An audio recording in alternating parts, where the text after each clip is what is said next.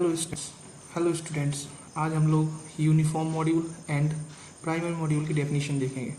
सबसे पहले देखेंगे अपन लोग क्या डिफाइन 2 नंबर वाले क्वेश्चन है। 2 नंबर में हर बार पेपर में आते हैं 2 नंबर के क्वेश्चनों में, तो मोस्ट क्वेश्चन है, इनको ध्यान से याद करें।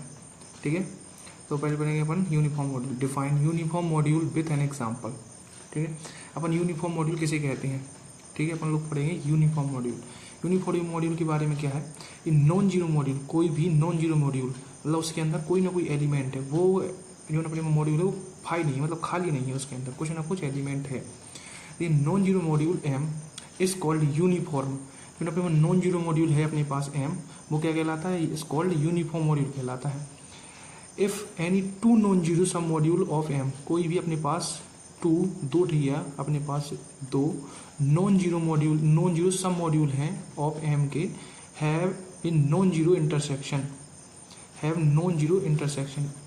That is called uniform module, that is called uniform module.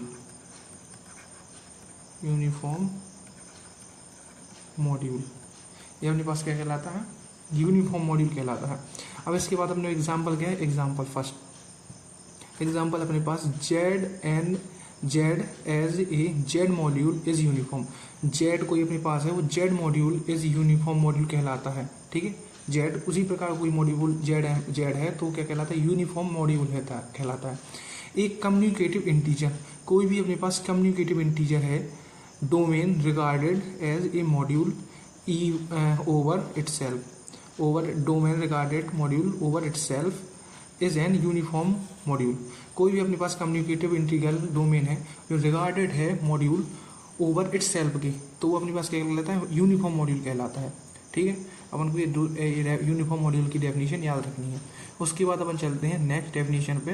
अपने पास क्या प्राइमरी मॉड्यूल किसे कहते हैं, a module M is called primary.